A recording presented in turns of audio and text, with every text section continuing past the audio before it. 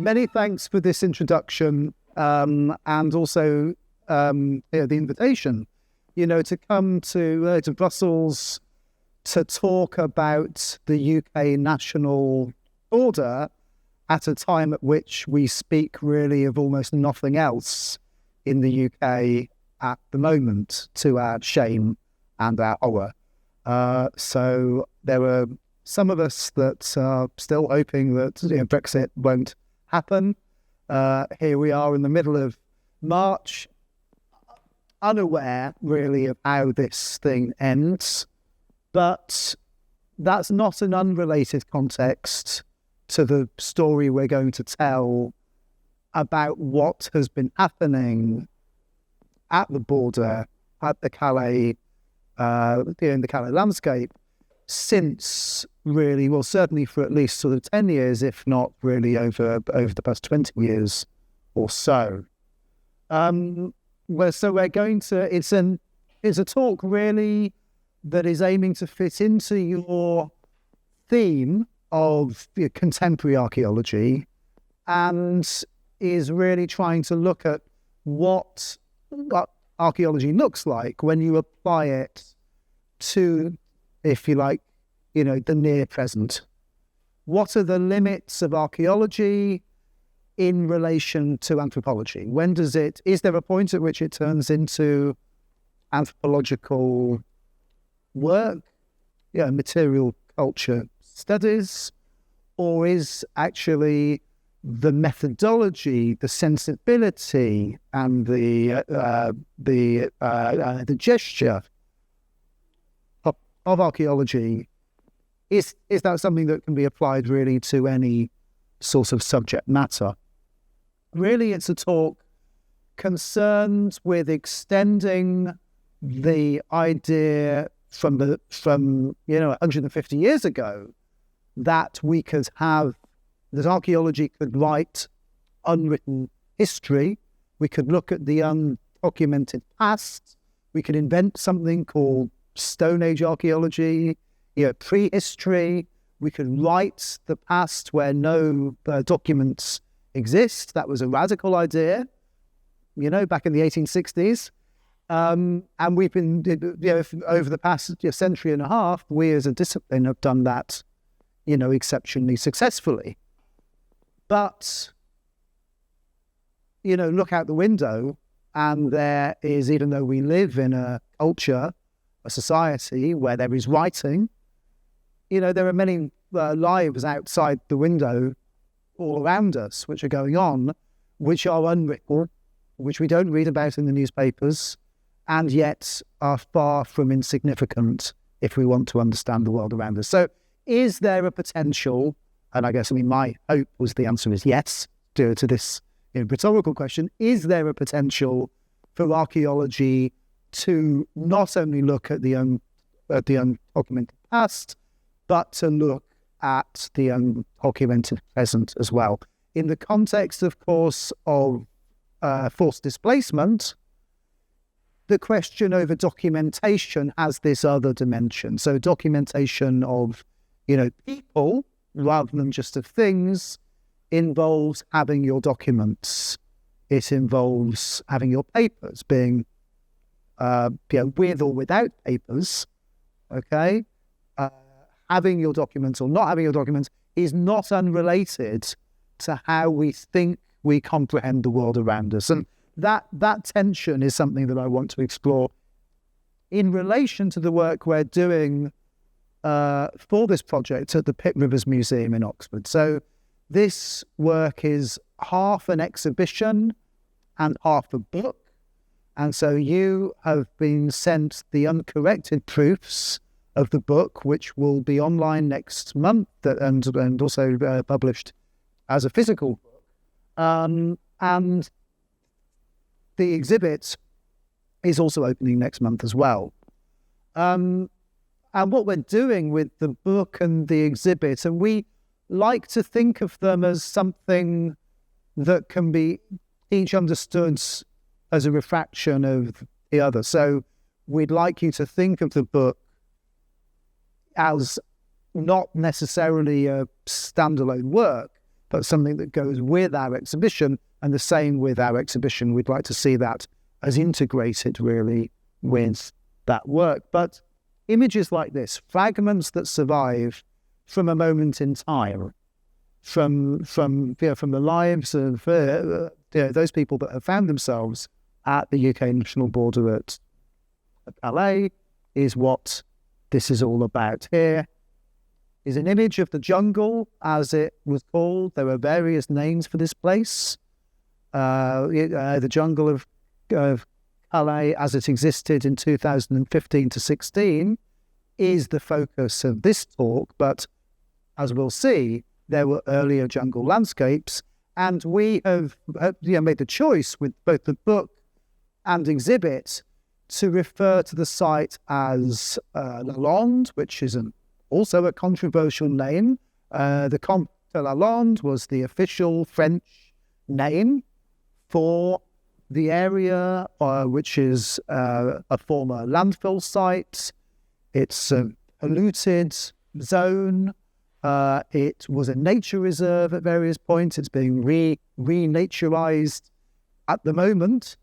But this area that was sort of designated to be allowed to be camped in at that time was sort of referred to by the authorities as the Comte de LANDE, and we've sort of chosen that name above the jungle really because of even though the jungle as a name comes from a term from the Pashto word for a forest, in the same way as Lande obviously means heath or moor, or it's about the physical landscape as well. Jungle in both the francophone and anglophone world has this, it is used by the far right. It is used as a racial slur associated with people that find themselves in this degrading space. So for those reasons, we've chosen to talk about this landscape as LANDE. We're looking here at a late phase of the site where the white containers had been sort of brought in as an attempt to regulate accommodation, while the tents and encampments around it were continuing. And we'll get to that in a moment. But let's start with this idea that the jungle is no longer there anymore. And let's start with a quotation, which actually I should have, having translated it into French for this audience, into English from French is maybe unnecessary for this audience. But on the 27th of October 2016, the Pas de Calais, the prefect of the area, made this announcement: "We have fulfilled our mission. The humanitarian dismantling operation is over." This announcement that this was the end of a process. The jungle had been there for 18 months, a little longer, but now it had been entirely removed, and the people were put onto coaches and taken elsewhere. That was the story. And I just want to juxtapose that with this image from last summer. So 2018, so almost 2 years on, to one of the many, many micro jungles that continue to exist around the Calais landscape, which just shows that really that landscape hasn't sort of disappeared, but also the acts of sort of demolition and the acts of continually removing people also haven't sort of disappeared.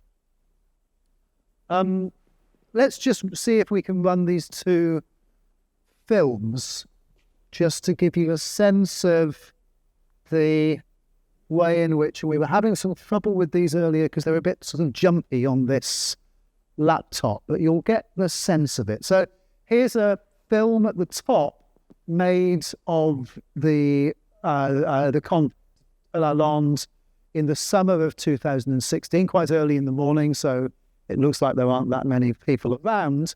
And here at the bottom, you've got some film made from the 1st of December 2016. So just 4 months later, really, after this site where at its peak, up to 10,000 people were living. And what I think really I want to, the reason to show you these sort of two images is just to sort of get us thinking really right at the start about how an archaeologist might approach a site of this kind and what the challenges are, what the opportunities are for an archaeological way of thinking to look at this living space and the use of, the bulldozer, the use of the weight of the authorities to remove things. How can archaeologists intervene in this location? Is it just that we're going to collect objects, excavate the site, reconstruct what's there? I mean, what would be the point of that? We can see, we've got film at the top. We can talk to people about what was there. Why on earth could this in any way be an archaeological site? Why would you be interested? At the same time, you can see that there are traces all around on the ground of, what had happened in this place. And there's quite a distinctive, if we wanted to go that direction, there's actually quite a distinctive archaeological signature in terms of the material culture that is lying around on the surface. There are, tent pegs, there are teaspoons, there are items of sort of personal hygiene, toothbrushes in large amounts because they were given out, things that were given out lots by the hospitality of the charities. There are clothing in fairly large amounts, shoes, that sort of thing, the remains of tents. So there's a material signature, but that's not really the point, I think. In some ways, that's to go and to do archaeology as as if you were sort of separate from the people involved is not really what we're interested in. Instead, what we're interested in is using archaeological ways of thinking to see the near past in different ways. And this is the book that you've been looking at. And here's a list of the co-curators, who are a mix of people that lived at the jungle and made an irregular crossing to the UK and are now trying to build a career as artists or museum workers. There are activists who lived at the Calais jungle for 2 years or so as journalists or artists and so on. Noah is doing a doctorate at the University of Amsterdam. He's from Syria and is a refugee as well. Majid Adin is from Iran. He was imprisoned in Iran under the regime there for making sort of cartoons which were against the authorities. This is his artwork you see on the left. And these were, a number of these people were forced to make irregular crossings into the UK and now have kind of right to remain. So we've assembled a group of people to have this conversation, and I want to talk to you about some of the things we've learned out of those conversations and the wider range of people we've worked with in order to think about the main question, I guess, our point of departure: what survives from LANDE? What survives? That's a good archaeological question. That's a recognizable question for those of you who are thinking, this isn't archaeology. This has got nothing to do with what I got. I didn't get into this subject to think about these questions. Those of you that are still committed to the aesthetics of the Roman Empire or to thinking about maybe the medieval world, let's start, because I'm approaching this as an archaeologist, but let's just see what we've learned out of those conversations under 3 headings, really. So the talk is going to break down into 3 parts, where first of all, we're going to talk about how archaeology can see in the visual and the material culture that survives from Calais, how we can tell a story about environmental hostility. We're then going to talk about what I'm going to call sort of the temporal violence. And then in the 3rd section, we're going to talk about the politics of the visual, forms of visual politics. In all of those headings, I want to suggest that archaeology has a really crucial role to play in terms of how a certain set of moments are going on in the present, which archaeology can help us understand. So, environmental hostility to start with.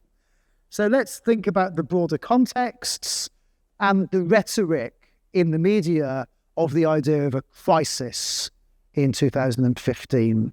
Okay, the idea that suddenly an emergency, a crisis happens with significant, larger numbers of displaced people who are moving around on these routes, on the migratory routes that you see here.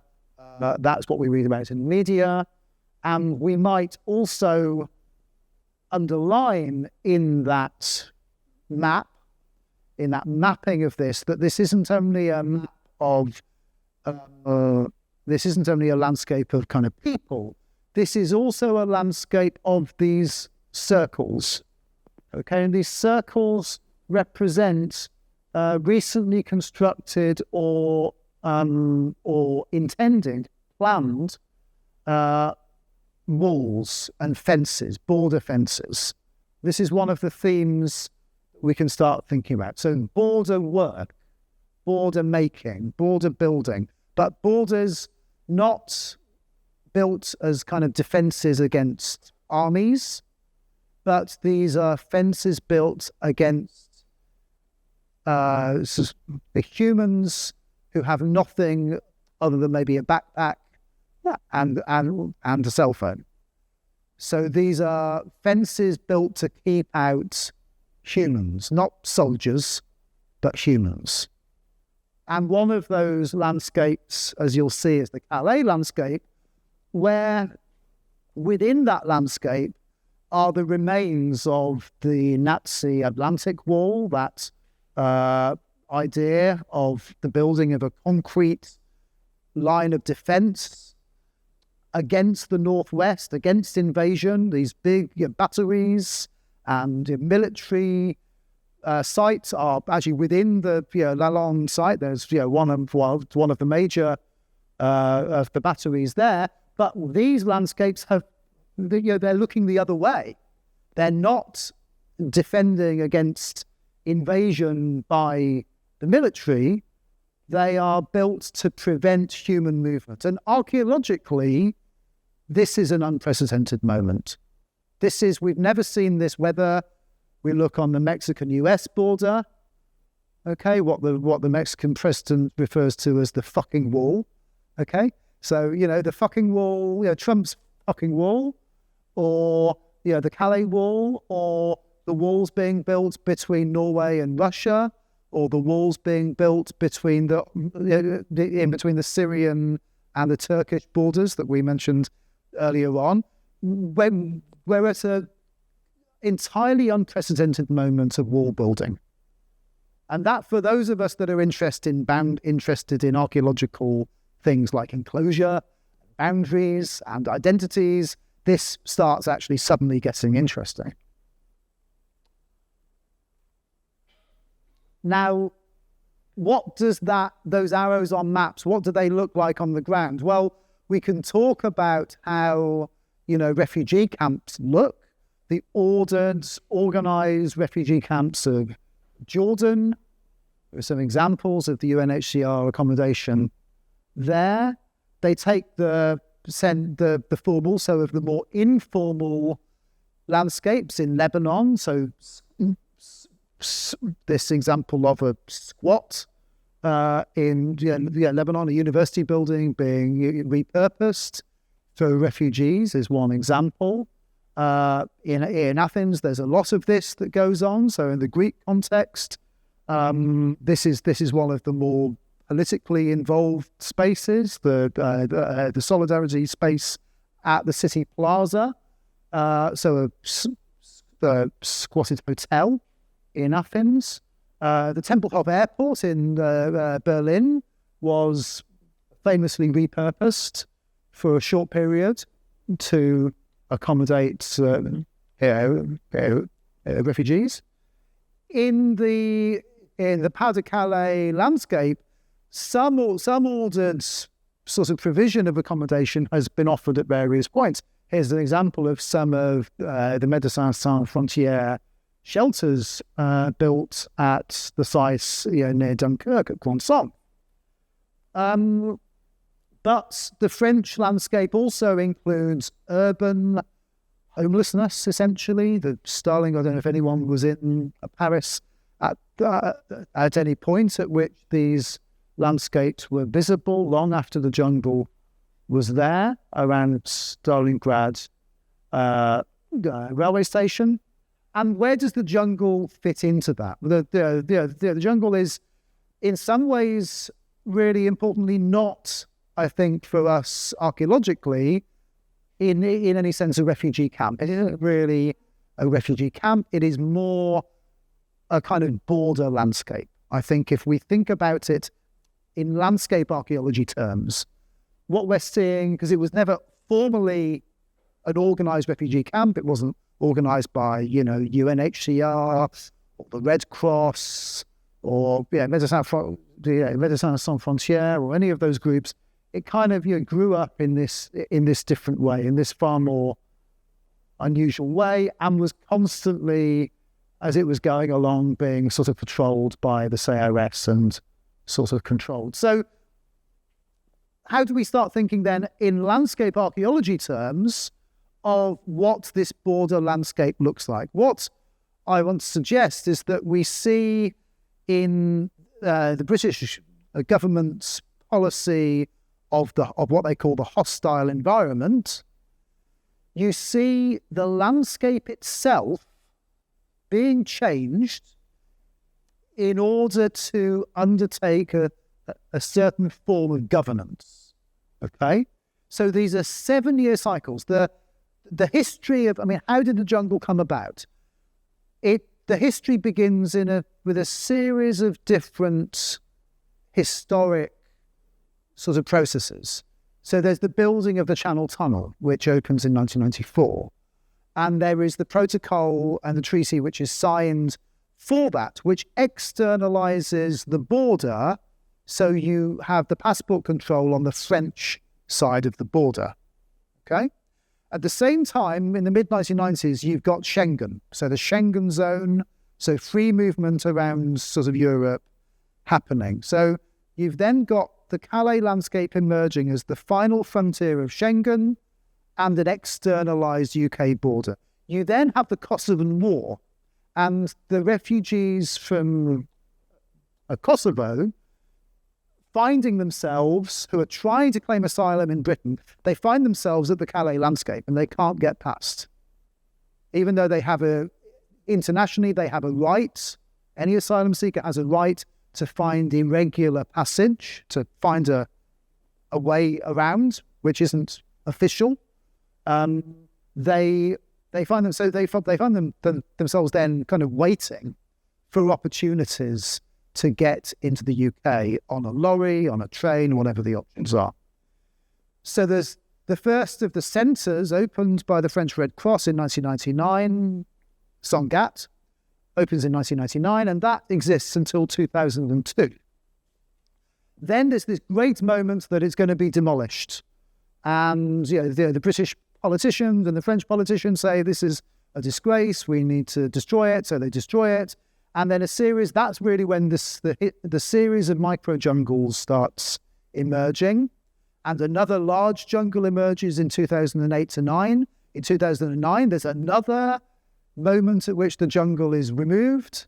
And then micro-jungles again. Another great moment, 7 years on, in 2015 to 16. and the micro jungles continue to exist now. So let's use our perspective, our interest in time, our knowledge of the environment to say, let's write the kind of thing that Bradell liked doing, right? The LANDE is a history of the environment. And that's what archaeologists naturally do. So a landscape archaeology naturally makes us say, let's not use the word crisis or emergency. Let's look at, this is a 20-year-old landscape, at least, okay? So let's look at it, and then let's look at what's happening now, which are year on year further experimentation in border security. And that has a fundamentally material element sort of to it. So as an archaeologist, we're not only interested in the building of fences, we're interested in the destruction or the removal of objects as well. Okay? So the policy of deterrence, aiming to deter people from wanting to be in the Calais landscape, this has been the UK's policy with the French about how to manage that border regime. The tactics of exhaustion and the policy of trying to deter people from being there.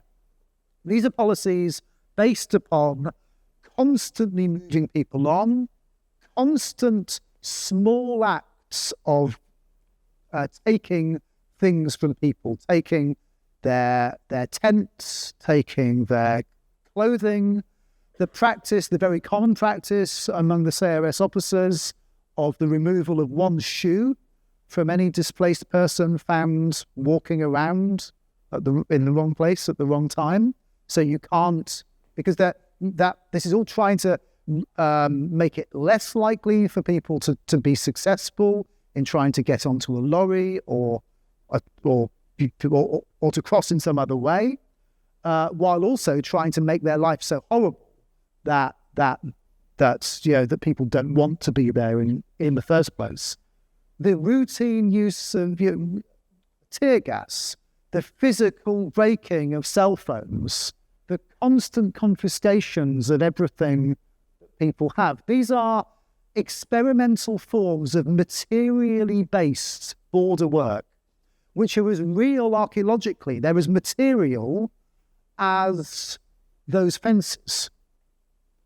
Okay? And that's something archaeologically we can attend to. So that, I guess, is the first element of all this, is that archaeology will not, in terms of the refugee literature, simply focus on what Agamben refers to as the state of exception or the reduction of humans to bare life, as he calls it, but actually extending that thinking from a purely, so that's a kind of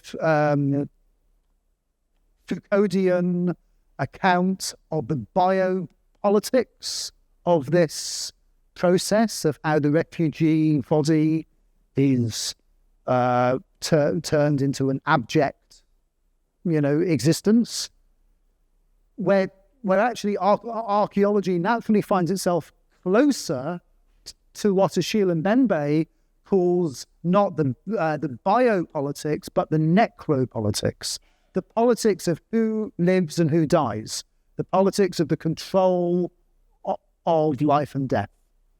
And that surely is a natural archaeological set of questions. When we see then the environment, the physicality of objects in your pockets, your tent you're trying to survive in, these are being used to control who counts as a person, I think, more than anything. The border then, we learn really from that, what's going on with the use of the environment, the changing of the environment, the weaponization of the environment. We learn that the border shares a history with the archaeological and anthropological museum. These are 19th century technologies for the creation of difference, for classification. The border classifies who is human and who is not, who is in and who is out, who is in the West and who is non-Western. The Anthropological Museum obviously does exactly the same thing. So these processes are material, they're environmental, they're also, as I'm going to say in the second section, they're also temporal.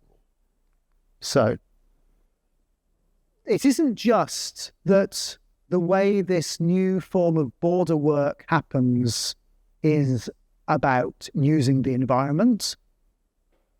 It's also that it's using time. So it's not just space, it's also time. Here are two air photographs of the site. This is the Calais jungle as it was being inhabited in 2015, and here it is in 2016, shortly after it was removed, demolished. This is the sort of thing archaeologists naturally do. We look at how landscapes change over time. We look at, here we are at a moment of abandonment. We look at what survives. We're interested in looking at the remains, being aware that there's always a trace that's left there. There's the ID cards lying around the place, shoes, children's objects of various kinds, the remains of conflict. These are the tops of sort of tear gas canisters. When we were there in December, there were two crayons held together with an elastic band, a kind of fundamentally interesting kind of technology of how to parent a child under these environments. And then even votive deposits left on the site of where the church had been and where it had been destroyed. So in votive deposits, a copy of the New Testament with a prayer printed out, held down by a stone. There were the remains of the blankets that had been thrown over the fences to try and get up onto the highway, and obviously wall art of various kinds and graffiti written all over the place survive. So traces survive. There's always something that survives, even whether it's the Banksy on the left or the stencil which was done by Majid, our colleague who made the artwork that you saw at the start, who made this stencil for Mother's Day in 2016 because he missed his mother so much that he made her an artwork which is still there. But these are not, that isn't our interest here. We're not interested in going and recording what survives as distant archaeologists, because it isn't that the jungle is a non-place. It isn't that it's a kind of, that we're just going to study it in the way that Marc Auger would do. Instead, it's actually more importantly, a very distinctive kind of non-time. So I don't know how much anthropology of time people have done, but in 1983, Johannes Fabian wrote a book called Time and the Other, which was a very important book for anthropology because it looked at how time has been used as a form of, as an intimate part, central part of the anthropological imaginary since the 17th century, but especially, since the 19th century. And so Fabian explores how the trick that anthropology played, and archaeology was involved in this as well, where it appeared that the further you travelled from the metropolis, the further back in time you went. So you leave Paris or London, Brussels, and you travel south and you're going back. You're not just going across time, you're going across space, you're going across time until you end up in Tasmania, it's usually Tasmania. Yeah, Tasmania or South America, Australia, and you're in the Stone Age. Africa, you're in the Stone Age, right? So you could use, so time was used as a technique for pretending that some people were kind of different from what other. It's a mode of othering. Time was involved. The idea that these people they're not really people. Even if they are people, they're not in the same time as us. Okay? And Fabian argued that instead what anthropology had to do was to reassert that we all live in the same time, and that be very careful that this is a form of racial ideology which comes about in the 19th century. Now, I would suggest, and in the book we make this argument, that something, because of the history, the intimate history of borders and anthropological museums, both of which, of course, let's remember, what they're both the product of the nation state, the invention of the nation state in the 19th century. Okay, archaeology is as well. All right, we're all this is the business we're all in, whether we like it or not. Those fields emerge out of the nation state, and they hold in common, therefore, these modes of thinking about time. But in contemporary border work, something new is happening. So the border at the Calais jungle does not use the time of the Stone Age in quite the same way as it did in the 19th century, when a border was, or a museum or a border was thinking about other people in those ways.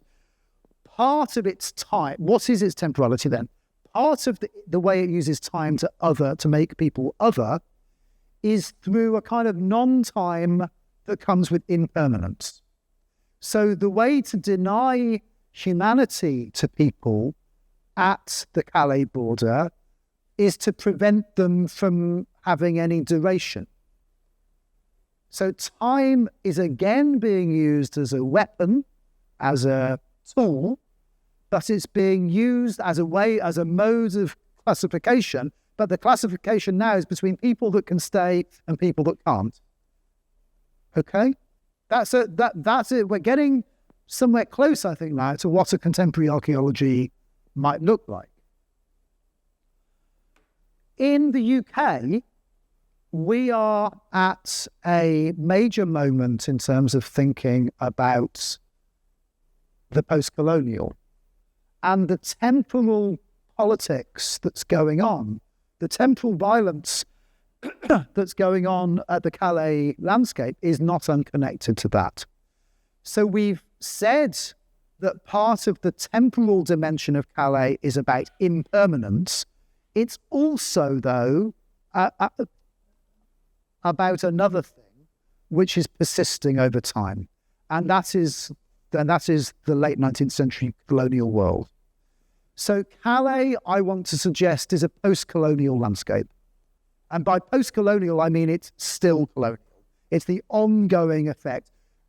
I would refer you to Anne Laura Stoller's book, all her writing, but especially her account of empire as ruination rather than ruins. She talks very eloquently about the remains of empire not being just fragments of ruins, but ongoing processes of ruination. The after effects of empire aren't just fragments of old objects in museums, but they are the ongoing institutional racisms of universities and museums, and also the ongoing lived experience of people in the global south who are continuing to live in an unequal world. In the UK last year, I don't know how well this was reported here, we had something called the Windrush scandal, where those people who have been living in the UK for often since childhood, who are from the Caribbean or the Indian subcontinent, or Kenya, or other parts of the Commonwealth, which is one class of those countries that were once part of the British Empire. So Commonwealth countries, those who famously, and this is the great image of the post-war movement of labour from those countries to the UK. The Empire Windrush was a ship that came from the West Indies, from the Caribbean, with large numbers of, at a point at which there was a labour shortage, one of the iconic moments of the welcoming of West Indian people into Britain. Those same people, or their children, or their grandchildren, have been being sent back to the Caribbean recently because of the lack of documentation. So passports, that kind of thing. There has been an active attempt by our current government to use documentation to send people back. In those conversations, no one has mentioned Calais once. No one has thought of this as in any way, related. Asylum seekers and migration is one thing, and this question is another. However, when you look at who is actually living in the Calais landscape, sorry, I'll get to that in a moment. When you look at who's actually living at the Calais landscape, they are from three main countries. Well, four, now that Sudan is in two countries. So they are from Sudan, Eritrea, and Afghanistan, all of which were protectorates of the British Empire late on in empire, from the 1880s until the 1930s. So in many ways, the Calais landscape, who are the people at Calais trying to gain asylum, they are people that lived in parts of the British Empire whom we are treating in a totally different way. There's been a massive kind of public conversation about how we treat people from the Caribbean. No conversation at all about thinking that these people at Calais aren't just there accidentally, randomly, or because of recent war. There's also this long, in the UK, the national conversation about migration is one where it's a sort of push-pull factor. So the right wing say they're here because of the pull factor of benefits, a Western lifestyle, whatever else, and the left wing say they're here for because they're pushed because there is war in the Middle East. What we miss, and what the archaeologists can bring, is a temporal dimension to that, to say there's a post-colonial context. These people are living in the after effects of empire in these parts of the world. So there's a natural, hangover, continuing, ongoing relationship with empire that's going on there. Let's think about how these ideas of time are being contested in different locations. And I'm going to compare two places just to show you how certain forms of sort of politics are coming out of this notion of time being used in terms of the classification of people as other. So we're back to Tempelhof Airport in Berlin, to the south of Berlin. It's a building with a Denkmalschutz. So this is a protected building. It's a listed building, and the camps were established within that building for refugees to live in. So this is based here. I'm talking especially about some work, very interesting work done by a guy called Toby Parslow, where he has looked at the long-term history of this site, which is a concentration camp. It is an airport that was the site of the Berlin airlift, and then finds itself as a refugee camp later on. And he writes very eloquently about the contested nature of how people lived in that site as compared to the protection of the building. So there are lots of arguments about the fact that people started not only sort of painting on the walls or sort of graffitiing on the walls of the temporary structures, but also the authorities were concerned about the risk of the protected building from the inhabitation of the protected people. So there's a way in which actually their displaced people living at Tempelhof they suffered in some ways because of concerns about limiting how they could use the space, because you need to preserve the building. There's a very interesting tension there in between heritage and things and material, how we think about that, and how we think about how we protect people.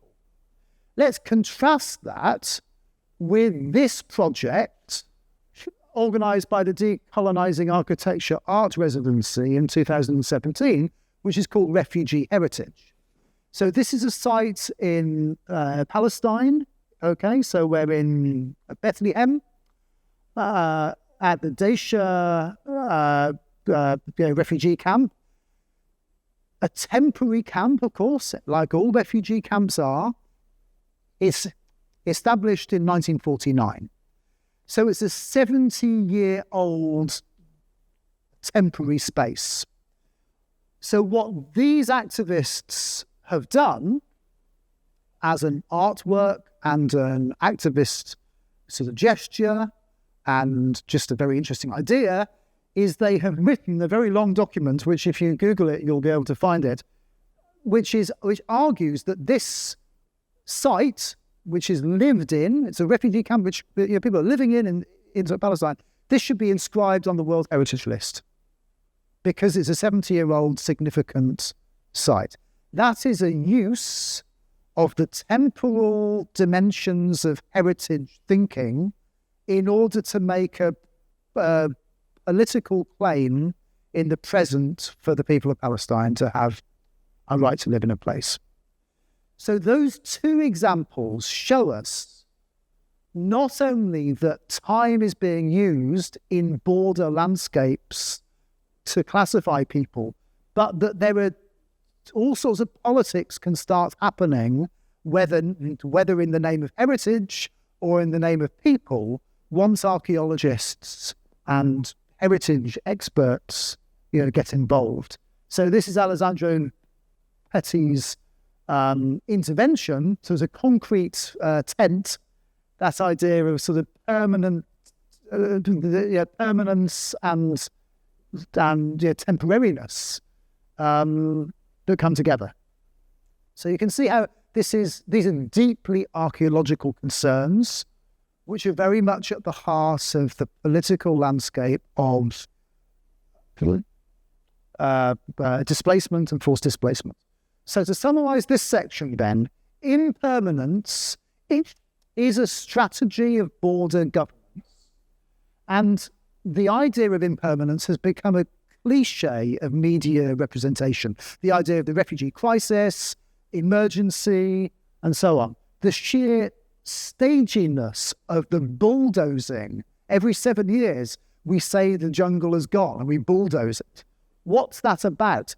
It's about trying to distract from the slow violence of cycles of removals that are ongoing over 2 decades. So displaced people are dispossessed not only of shelter or of sort of property, but of the ability to stop or to sleep in the landscape, while their predicament is imagined to be only an emergency rather than an ongoing situation. We've pointed out the parallel with the temporal regimes of anthropology museums. I'd add to that at the Calais landscape, border work not only reduces people to a class of humans who are abject, who are dispossessed, but it reduces them to a kind of epoch, a kind of age, an age of the precarious, an age of the impermanent, a sort of Mesolithic existence.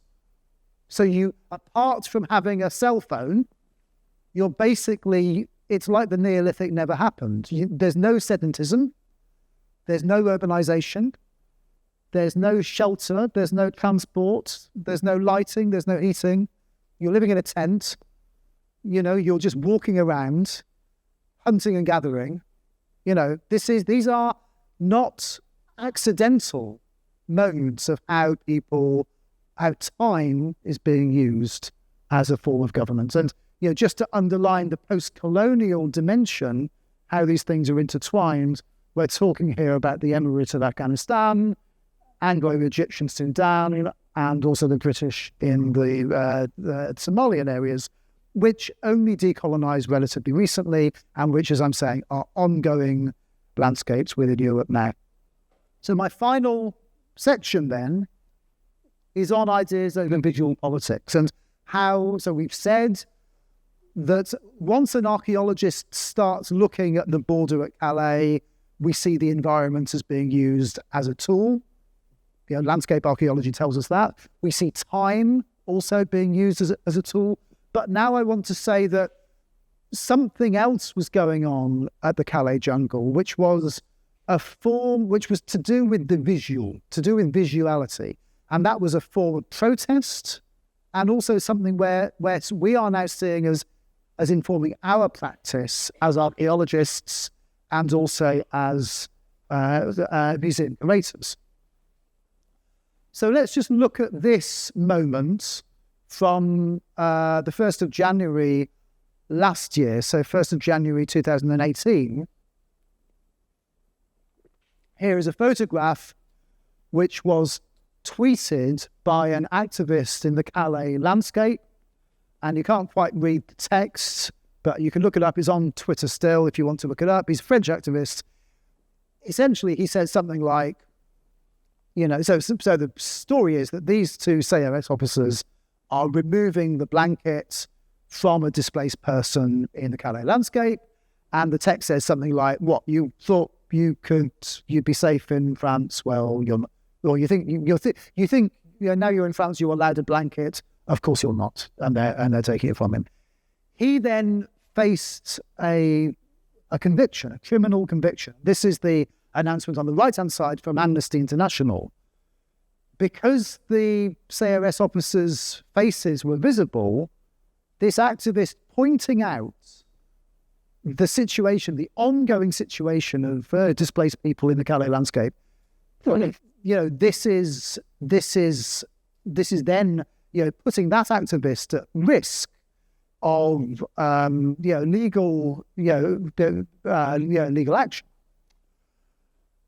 What's going on here? There's a politics not only of landscape or of time, but a politics about what we're allowed to see.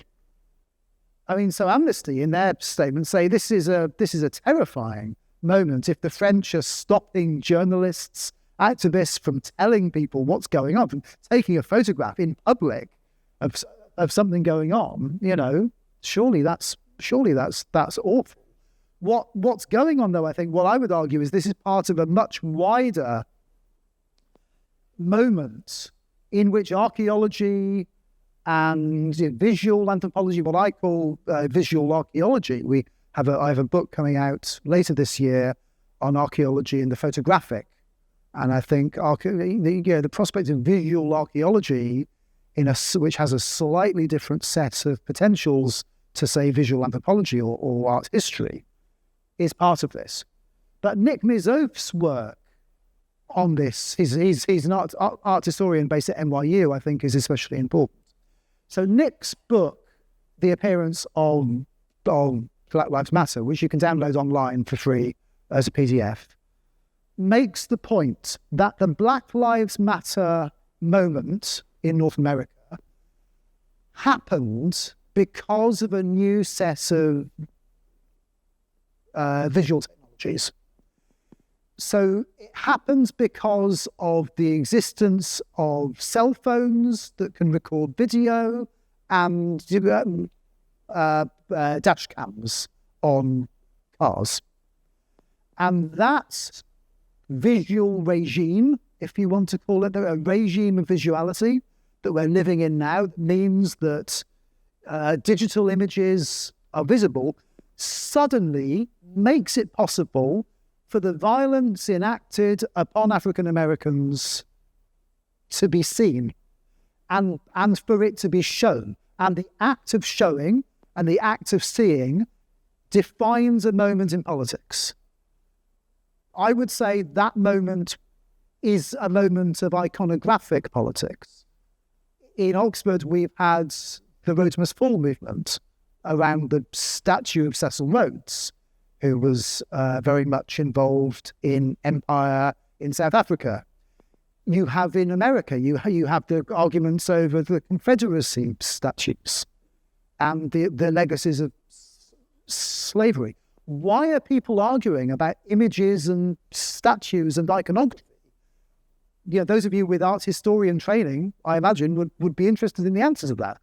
Part of that, as an archaeologist, I'm very interested in that.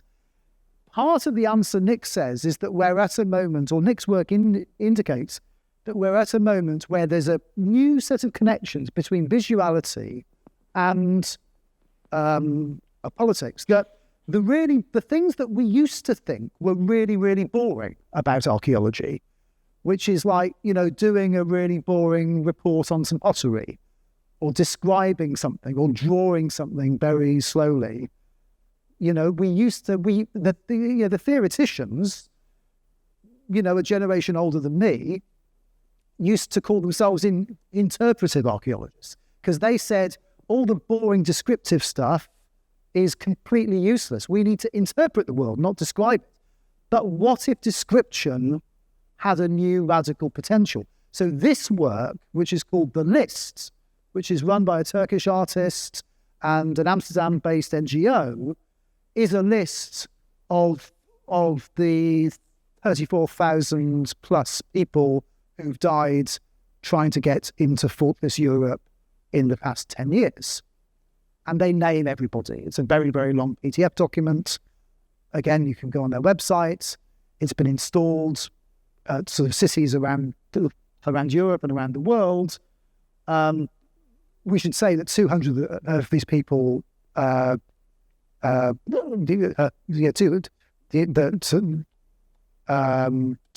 of these deaths happened in the Calais landscape. So that environmental hostility and the temporal violence we were talking about includes the loss of life. But this act of naming has a remarkable power.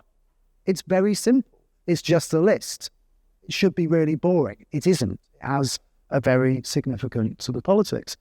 And again, we know we're at an interesting moment, at an important moment, when the act of taking a photograph of the CRS officers leads to legal challenge, and when the list was installed in Liverpool last summer, the fascists turned up to deface it.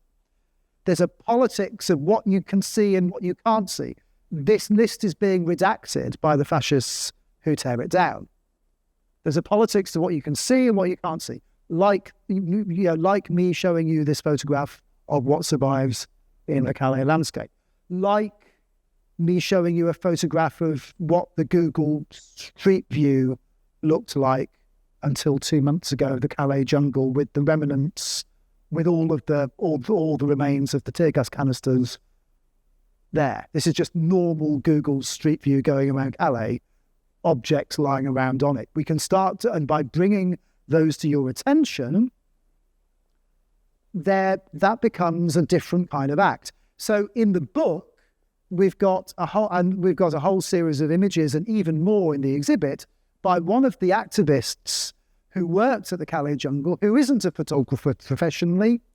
She just had an iPhone, lived there for 2 years, and took over 35,000 photographs in her time there. And I'm just going to show you some of Caroline's photographs as we're talking now, to just think about what it means to make visible what was at the Calais landscape in the context of things that were built and destroyed, a space that was constructed as a form of protest, a form of making visible against that fence line in the background, the concrete and the steel of the border work and the violence of the CRS, the hospitality and the timber and the tarpaulins of humans was built instead. This is, and then removed. So archaeologists, we think of this as, how do your theories of urbanization help us here? Because they probably do. How do your theories of material intervention? This is a photograph taken by Caroline of our friend and colleague Sue's work, which was known as the Paper People. When they shut down half, so the jungle was destroyed in two segments, and the southern half was removed in May 2016. The final shutdown of the northern section was in October 2016. When the southern section shut, more than 200 children overnight went missing. And what Sue did was in her art studios with unaccompanied children and with refugees, she made images up to the number 256 or whatever the number was, and they put them up all over the jungle landscape as an act of making visible something that's been erased, something that's been lost. And the sheer vulnerability of those unaccompanied children in the context of trafficking, in the context of how many nasty people were around in that landscape. So these photographs that Caroline took, photographs of a lookout station built by activists in the middle of the space, and of just everyday life. As she says, some of this is really, banal and ordinary and everyday, and some of it is really shocking. And it's the fact that those two things come together, that those acts, this was her life, This is just things she saw.